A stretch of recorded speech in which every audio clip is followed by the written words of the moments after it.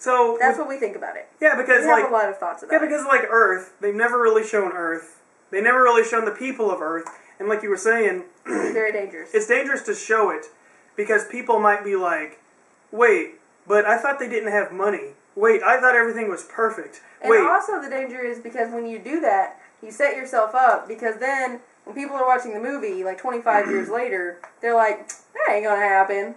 Yeah. You know what I mean? It's like when we watch Back to the Future? That, yes. Because it's like when they made that, 2015 was really far away. Now that 2015 is like 2 years away, we're like... Yeah, but, 2378 is kind of far away. Yeah, I know, but it won't be that far away at some point. What, in 5 years? Even in 100 years, 23 years. is pretty far away. 2378. I mean, that's true. But I'm just saying that, like, anything they show, people are going to be like, oh, see, wait, that's confusing. Because before, they never touched it. So you just imagined in your own head, which is good. Because we know what people like in Starfleet are like, because they're like the best of the best of the best, sir. But the people on Earth are just average Joes. So are there stupid people in the future? Starfleet aren't necessarily like the best of the best of the best. That's the military. They're not military. But it's like the military. But no, it's not. You enlist in Starfleet. You have commanding officers. You have a chain of command. You report up the line. It's structured exactly like the military. It's just non-violent. It's the military of the 21st or the 23rd century. Because who do you call when there's a problem? To go kick somebody else's butt?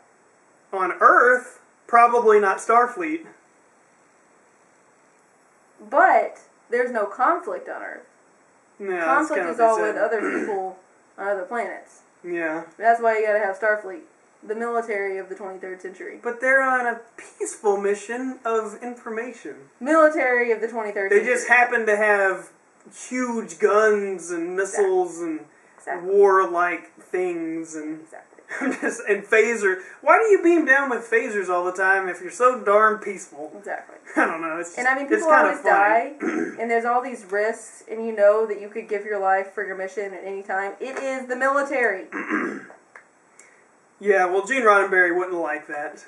Why? I like the military aspect of it because I do too. That's one of the things that made Star Trek II: The Wrath of Khan so awesome. Because it was like a submarine movie.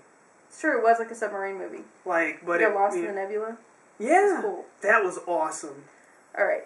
If you haven't seen... And that's been redone about a bajillion times. Man, dude. Telling you, if you haven't seen Wrath of Khan... You should watch it. Or, Back to the Future.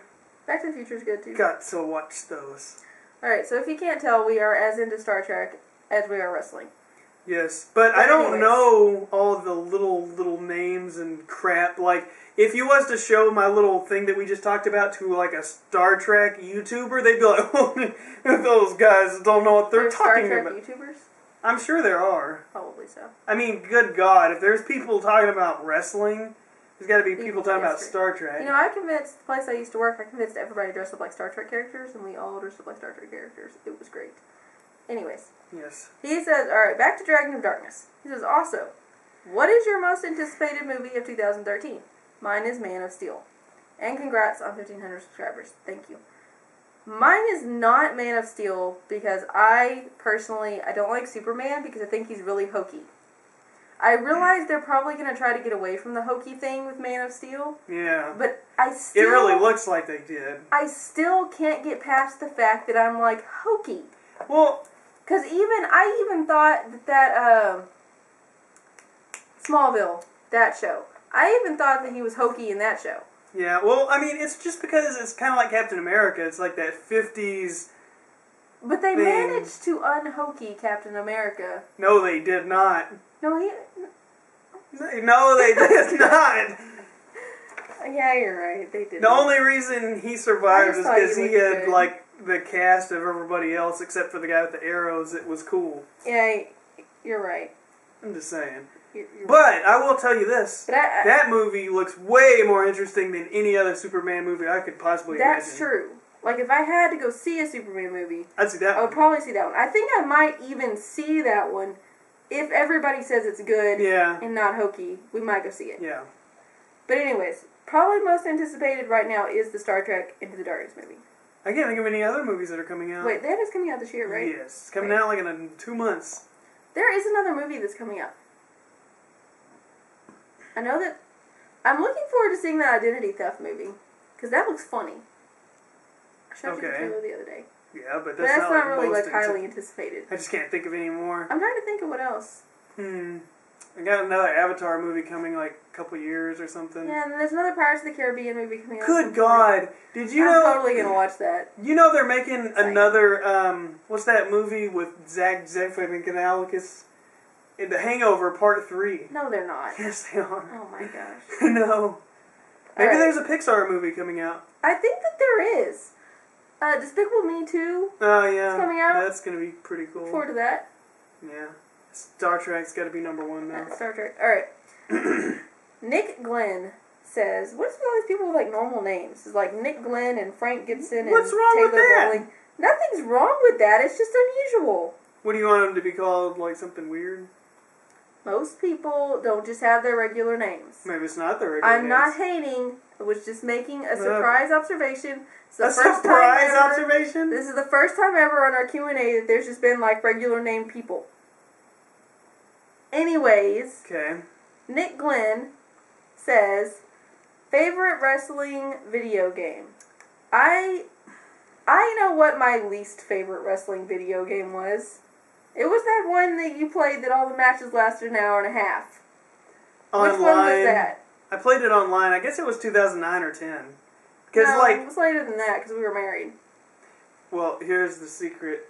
Like, the game comes out before, like, the game 2009 came out in 2008. So it wasn't 2009 then, because it was 2010. We were married when you got the game. Girl, I don't have 2011, and right. I don't have 2012, and I have 2013. So it had to be 2010. Yes, and those online games, for whatever reason, lasted like an hour and a half every time. He would give himself nosebleeds. Nosebleeds. That only happened once. It happened twice. I bled. I got so excited I bled. I got color, dude. It was great. I hated that video game. SmackDown 2 is the bomb. Here Comes the Pain is awesome. SmackDown Shut Your Mouth is awesome. Pick a favorite.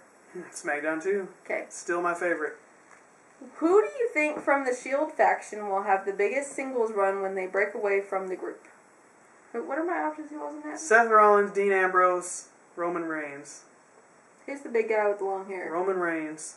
Him. He looks the most distinguishable to me. That's why I say that. I want to say Dean Ambrose so bad. What is everyone's obsession with that guy? He's just so damn He's sexy. so generic looking. But I'm going to say Seth Rollins just because.